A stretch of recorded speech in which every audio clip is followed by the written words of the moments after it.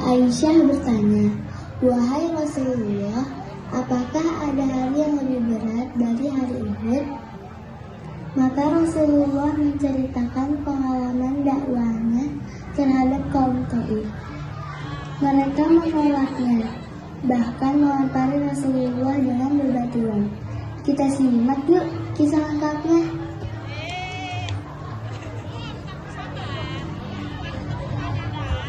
Malam semakin larut. Rasulullah dan Zaid bin Haritsah terus melangkah menyusuri jalan menuju kota Taif.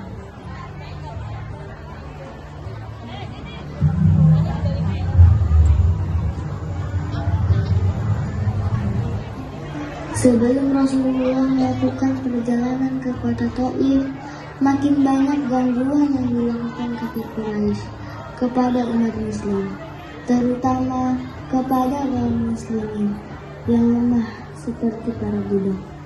Ditambah lagi berkurangnya dukungan untuk Rasulullah setelah wafatnya Abu Thalib dan Siti Khadijah. Katakan, siapa Tuhanmu? Cepat katakan, siapa Tuhanmu?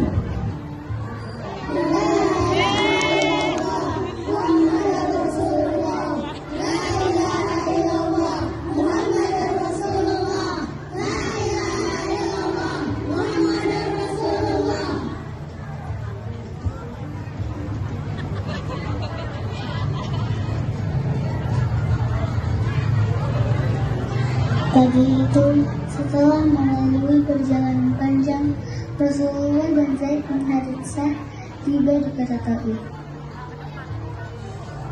Ya Rasulullah, alhamdulillah kita sudah sampai di kota Taif.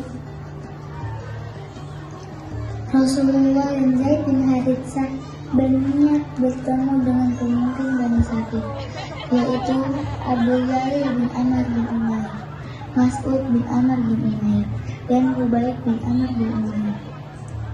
Rasul pun menyampaikan niatnya untuk berdakwah pada penduduk Taif. Hai Muhammad, untuk apa kau repot-repot mengenalkan kamu itu? Lebih baik kau kembali ke kota Mekah, buang-buang waktu saja kau di sini. Benar, kalian tidak ada gunanya di sini. Cepat pergi dari sini. Rasulullah pun beranjak pergi, meninggalkan para pemimpin Bani Saqif. Walau mendapat penolakan dari pemimpin Bani Saqif, Rasulullah mencoba untuk langsung menyampaikan dakwahnya di hadapan Bani Saqif. Namun, apa yang terjadi? Penduduk Taif menolaknya dan langsung melempari Rasulullah dengan batu. Bahkan membuat Rasulullah dan Zaid bin Haritsah terluka. Zaid bin Haritsah berusaha melindungi Rasulullah dari lemparan batu. Mereka berusaha melarikan diri dari kumpulan penduduk Taif. Pergi kalian, kami tidak tertarik dengan apa yang kalian sampaikan.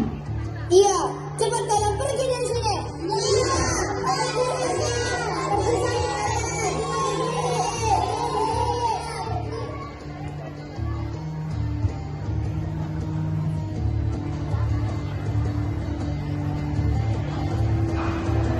Rasulullah dan Zaid bin Haritsah pun bergegas pergi meninggalkan kota Taif.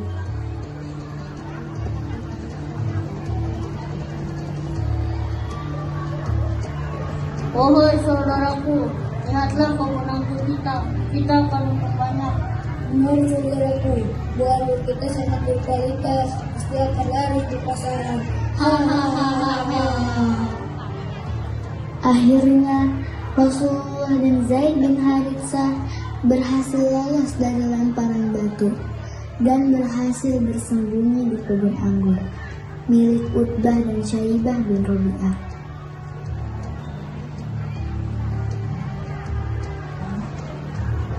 Rasulullah, apa engkau baik-baik saja? Maafkan aku, tidak bisa melindungimu.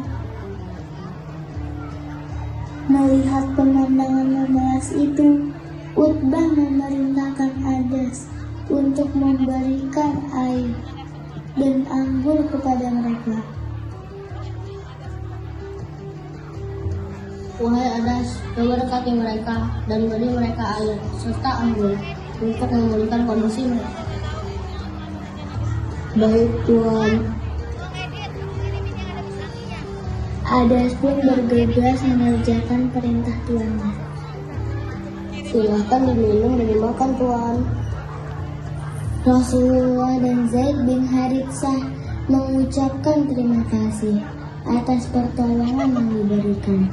Lalu Adas terkejut saat mendengar Rasulullah mengucapkan basmalah. Saya tidak pernah mendengar penduduk kota ini mengucapkan kata-kata itu. Rasulullah mengatakan kalau Rasulullah dan Zaid bin Haritsah bukanlah penduduk Taif, dan menjelaskan kalau sebenarnya beliau adalah utusan Allah yang sedang berdakwah. Setelah beristirahat, Rasulullah dan Zaid bin Haritsah pun berpamitan dan melanjutkan perjalanan kembali ke kota Mekah. Pada suatu hadis, Aisyah menceritakan kegundahan yang dirasakan Rasulullah. Aku pun pergi dalam keadaan aku galau, dan aku tidak sadar ternyata aku sudah sampai di Qarn As-Sa'wi. Tiba-tiba ada awan menyelimuti. Lalu aku melihat ternyata di sana ada Jibril. Lalu ia memanggilku dan berkata, sesungguhnya Allah Azza wa Jalla telah mendengar ucapan kamu padamu itu, dan bagaimana penolakan mereka, dan Allah telah mengirim kepadamu penjaga gunung agar kamu perintahkan untuk menjatuhkan dua gunung kepada penduduk Taif. Namun Rasulullah menolaknya dan malah mendoakan penduduk Taif agar mereka diberi petunjuk. Waktu pun berlalu. Agama Islam mulai tersebar keluar kota Mekah, bahkan sampai ke Yathrib. Sementara tekanan dari kafir Quraisy makin berat, sampai akhirnya Allah memerintahkan kaum muslimin untuk segera hijrah ke Yathrib.